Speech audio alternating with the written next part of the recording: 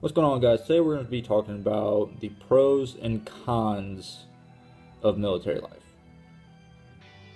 Now, yes, I am in the military. Yes, I am currently stationed overseas. And back when I was in high school, did I ever think about being overseas? No, not really. I kind of just felt like being a typical American kid, going to college, being in a bunch of debt, and basically just living within 50 miles of my town.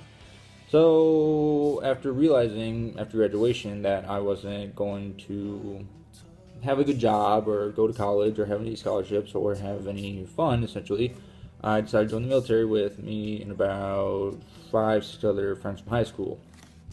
Now, the immediate pros to the military joining is healthcare, free healthcare, free education. After 1 year of service, you get your GI Bill, and you have to pay $100 for 12 months, so $100 a month, and then you no longer have to pay for the GI Bill. And then you get your GI Bill, and guess what? The military will give you tuition assistance that's not even counting your GI Bill. And all they want from you is a minimal 4 year service. I mean, I can't really sit here and complain. I just re enlisted November last year. It Re-enlisting is a hard thing, especially if not really knowing where you're going or what you're going to be doing for the next 4 years and whatnot. But I was on a ship. Yes, that means I'm in the Navy, and yes, the Navy is the number one branch for, um, let's say, traditions, because the Navy is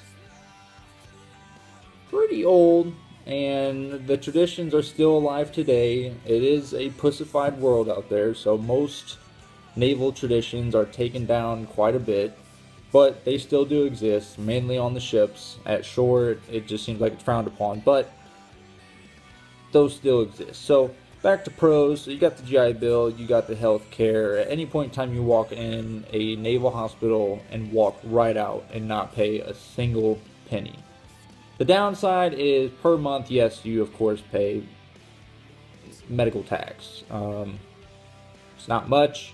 Again, you walk into a hospital, you walk out, and you don't pay a single thing. Now, the pros to being in the Navy is once you pick your rate, also known as your job, you can sometimes be promoted as high as E4, or if you are special operations, sometimes all the way to E5, and that's just from starting. Now, in order to do that, you also have to be physically fit and good at testing and good at basically common knowledge as well as a bit of advanced knowledge in the sort of rate job that you are going to. Now, cons to it is it's long working hours. It's not the civilian life. You can't just tell somebody to go fuck off. Like, I would love to tell people to fuck off all the time. Especially in my job, it's sort of a customer service sort of thing. It's called Master at Arms. It sounds a lot cooler, and the rate job it's fantastic in other parts, other aspects of the rate, but the current job I'm at is not so great. It's customer service. I really don't like customer service and whatever. Anyways, so there's a couple rates out there where you can get immediate E4 because your schooling is so damn long. Now, that makes you a petty officer. Now, I don't know how the Marine Corps works or the Army or Air Force works, but pretty much the Navy is the best when it comes to family, because your brothers and sisters are there. Every single one of them. Especially if you're on a ship. It's very close quarters. You tend to get to know everybody, you know their ins and outs and how they act and how they are. And you're kind of stuck in the middle of an ocean a lot, but it's very peaceful at night. The ocean is nice, peaceful, stars, whatever you want to call it. It sounds all stupid, whatever, but honestly, it had to be some of the best times I've had in my life. Being stuck on shore, sometimes it really makes me want to go back to a ship just because the people were better, the job was better, and the pay was better because you're forward deployed and you get bonus pay pretty much, danger pay, hazard pay, whatever. And also the cons are when it comes to leadership. You don't get to pick your leadership. Very unfortunate. If everybody could pick their leadership, it'd be a perfect world. But let's just say that most leaderships are not the best in today's Navy. And I think that has to deal with the fact that all of our leaderships are so used to the old Navy that once they finally got into some form of a power, it kind of, they can't deal with the new Navy bullshit, which I hate the new Navy bullshit. I cannot stand this pussified stuff. I mean, people are coming out of boot camp and saying that it was a summer camp. I mean, that's pretty, people are looked down upon for that sort of shit. And when you come out of boot camp and you're saying that it's a summer camp, people look at you like, did you even get beat? And what we call beat is, you know, push-ups, sit-ups, planks, halfway sit-ups where it just kills your abdominal, or even just doing squats or a chair position for however long. Either way, when people say that they have these little pussified cards that they hold up saying that basically this commander, recruit the division commander's in your face too much, or even some sergeant, Army, Marine Corps, whatever, is in your just face too much, that you hold this card up and they have to leave you alone. That's so fucking stupid. I hate this shit. Now, while in boot camp, you do get promotion areas. You can take a test, you can be in a leadership position, and that gets you promoted.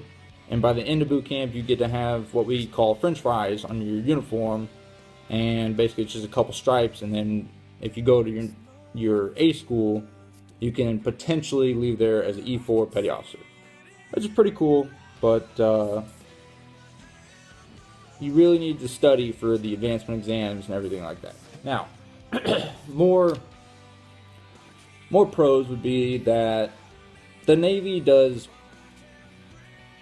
People say that the Navy doesn't pay you well, or the government doesn't pay you well in general for your rank. Now, it is true, and it is false, because it is true because they provide you living quarters. As long as you don't have any bills, you literally just rake in money, and you might have a car bill, and you might have a cell phone bill. Other than that, you're just racking in money. A couple $1,000s a month. What are you going to do with it? Exactly. You have a car and a cell phone. Maybe some other bills. It depends on if you went civilian world for a while and then joined. It all just depends. But most people, like, I'm over here and people are traveling constantly because they get extra pay, they get their base pay, and they live on base, and they don't have a bill besides gas and a phone, because they most likely don't have a car bill because the cars are so cheap. And it blows me away a little bit that people can complain about what they get paid when in all reality it's a bunch of entitled pussies that get all this money. Now, once you're entitled, then you just feel like you deserve everything in the world, and apparently your pay isn't enough to deal with all the bullshit. Really not that hard. It's pretty simple military.